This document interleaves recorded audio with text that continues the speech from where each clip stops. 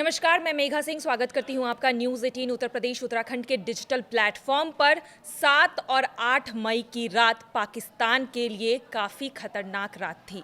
आपको बता दें कि ऑपरेशन सिंदूर की वजह से पाकिस्तान रात भर नहीं सोया होगा क्योंकि लगातार हमले जारी थे। लेकिन अब पाकिस्तान के अंदर भी कुछ अलग खलबली मची हुई है।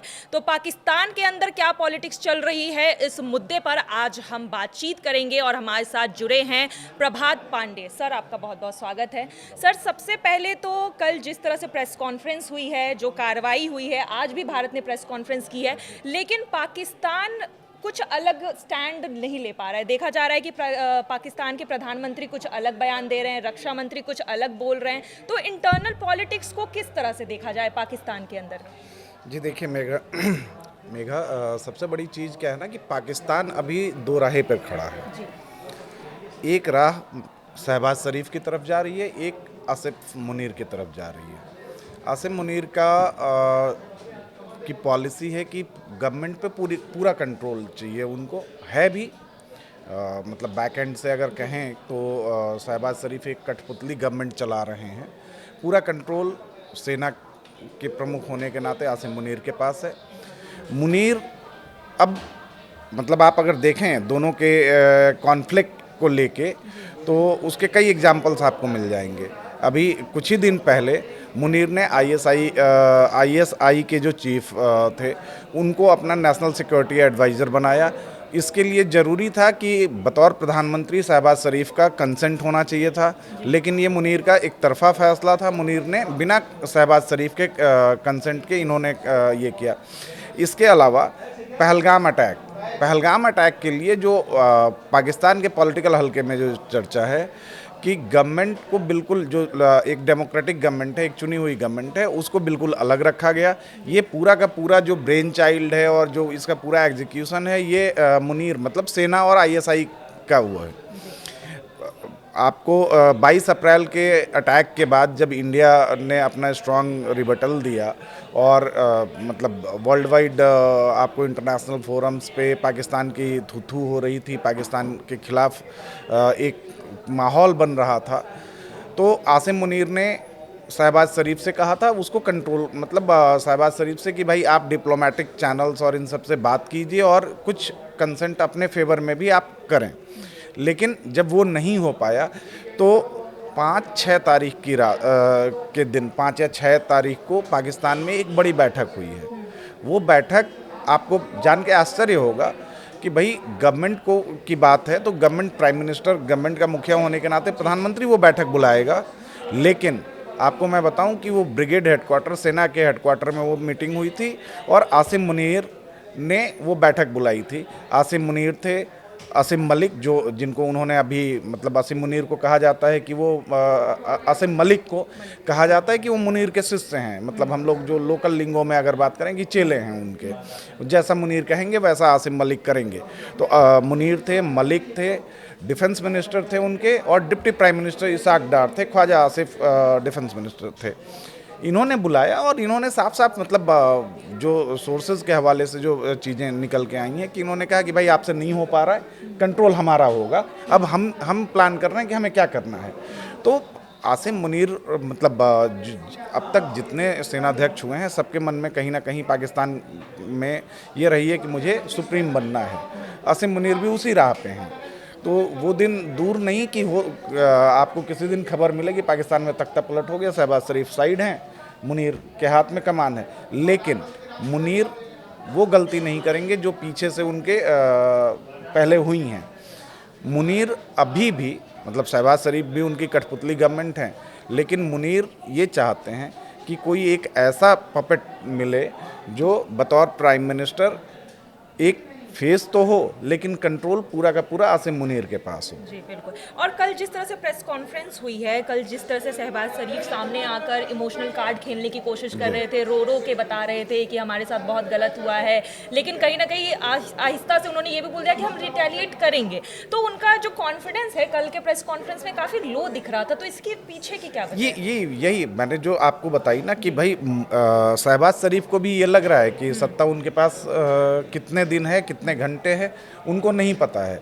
और कल का भी अगर आप पूरा वीडियो देखें जो रात को 10 बजे उन्होंने रिलीज़ किया है पाकिस्तान के सारे टेलीविज़न चैनल्स पे, वो एडिटेड वीडियो था, डॉक्टर था, उसको पहले से रिकॉर्ड किया गया है, कई कट्स उसमें दिख रहे हैं और वही चीज़ बाहर आई हैं, हम लोगों तक पहुंची हैं जो मुनीर चाह रहे थे। मुनीर जैसा चाह रहे थे शहबाज शरीफ ने वैसा ही भाषण दिया है। क्योंकि ये पूरा का पूरा जो अटैक है और जो इसका प्लान है रिटेलिएशन, मतलब भाई इंडिया ने कल तो हमने एक चैप्टर अपना निपटा लिया था ना, 6-7 तारीख की रात को जो हमने आप अटैक किया 9 शहरों में, 9 जगहों पे जो सर्जिकल स्ट्राइक है, एयर स्ट्राइक हमने की, तो उसके बाद आए थे तो कॉन्फिडेंस वैसे भी लो है और वो एक डैमेज कंट्रोल टाइप की चीज़ थी कि पाकिस्तान की जनता को ये भी ना लगे कि भाई हम कुछ नहीं कर पा रहे हैं, सारा का सारा कंट्रोल कहीं और है, मैं एक पपेट हूँ। तो एक कहीं बैक ऑफ द माइंड जब भी आप अगर किसी से बात करें और आपके बैक ऑफ द माइंड अगर कुछ चलता रहे तो ये स्वाभाविक है। अच्छा, आपने एक ये पपेट की बात की कि आसिम मुनीर एक ऐसा चेहरा चाहते हैं जो पूरी तरह से उनके कंट्रोल में हो, बस लेकिन प्रधानमंत्री चेहरा उनका हो। तो आजकल ये मरियम जो है उनकी भी चर्चा काफ़ी चल रही है कि उनका जो है पीएम रेस में कुछ भागीदारी हो सकती है, वो आगे बढ़ सकती है, तो इस पर क्या कहना? जी देखिए, बहुत मतलब टिपिकल जो कहें कि पाकिस्तानी डिक्टेटर्स या जो आर्मी चीफ या ये रहे हैं, इन सब का एक कंट्रोल ऐसा ही ये ढूंढते हैं। और चूँकि आपको भी ये चीज़ पता होगी कि शहबाज शरीफ और मरियम नवाज दोनों एक ही फैमिली से आते हैं। मरियम शहबाज की भतीजी हैं, ये चाचा हैं, मरियम नवाज शरीफ की बेटी हैं। अब सवाल ये है, लेकिन दोनों फैमिलीज़ में भले वो चाचा भतीजी का रिश्ता है, लेकिन मुनीर से नज़दीकियाँ मरियम की ज़्यादा हैं बजाय शहबाज शरीफ के। मरियम पंजाब एक इम्पॉर्टेंट स्टेट है उनका, बॉर्डरिंग स्टेट है, वहाँ के सीएम हैं और मरियम हर आसिम मुनीर के हर हाँ में हाँ मिलाने में यकीन रखती हैं। अभी मतलब इसमें आसिम मलिक जब इनको एनएसए बनाया गया, इसमें भी बताया जा रहा था कि उन्होंने मरियम ने काफ़ी फील्डिंग की थी इनकी। तो अब इसमें एक सवाल ये है कि भाई मरियम कैसे सीधे उसको क्या एक्सेप्ट कर पाएंगे मुनीर? तो ये है मुनीर के एक्सेप्टेंस में कोई दिक्कत नहीं है। आपको जानकर आश्चर्य होगा कि नवाज शरीफ खुद इसकी फील्डिंग कर रहे हैं। मतलब ये जितना पिछले 15-16 दिनों से जो पूरा उठापटक चल रहा है, इसमें नवाज शरीफ की एंट्री हो गई है। नवाज शरीफ अभी पाकिस्तान में ही है और नवाज शरीफ ने बैक चैनल डिप्लोमेसी और इन सब के लिए नवाज शरीफ ने मोर्चा संभाला हुआ है। नवाज शरीफ की भी हसरत है कि भाई मेरी बेटी प्राइम मिनिस्टर बन जाए।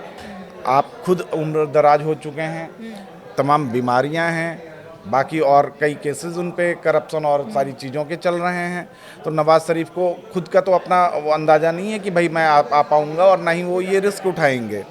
लेकिन मरियम अभी तक एक अच्छी कंटेंडर बनती दिख रही हैं, जिससे कि विरासत भी अपनी फैमिली में ही रह जाएगी और एक ये होगा। अब इसके लिए सबसे बड़ी चीज़ ये है कि नवाज शरीफ ने खुद एक बैक चैनल डिप्लोमेसी का ट्रिक और ट्रम्प कार्ड आप कह लीजिए कि ये किया है। हालांकि ये चर्चा ही है, मैं इसको कोई पुख्ता नहीं कह सकता कि भाई ऐसा हो रहा है, लेकिन कई लोग ये कयास भी लगा रहे हैं कि prime minister, former prime minister Nawaz Sharif की इंडिया में कई लोगों से अच्छे रिश्ते रहे हैं, डिप्लोमेटिक टर्म्स भी रहे हैं, फैमिलियर टर्म्स भी रहे हैं। तो हो सकता है कि Nawaz Sharif back channel diplomacy से इस स्टैंड ऑफ को थोड़ा कूल करने को, ईज आउट करने की कोशिश करें और उधर से आसिम मुनीर जो हैं वो तख्ता पलट करके शहबाज शरीफ को हटाएं और उसके बाद कुछ दिन अपना सरकार चलाने के बाद वो एक इंटरिम या एक डेमोक्रेटिक जैसे भी हो मरियम को सीट पे ला सकते हैं। जी बिल्कुल। और यहाँ पर ये जो इंटरनल पॉलिटिक्स चल रही है, इस पे भारत का क्या मतलब फ़ायदा क्या होगा? आपको क्या लग रहा है कि आप पाकिस्तान के इंटरनल पॉलिटिक्स से भारत को किस तरह से फ़ायदा हो सकता है? जी देखिए, मतलब पाकिस्तान से भारत को फ़ायदा तो कभी कुछ नहीं हो सकता। हाँ, ये तो है। सिंपल सी बात है।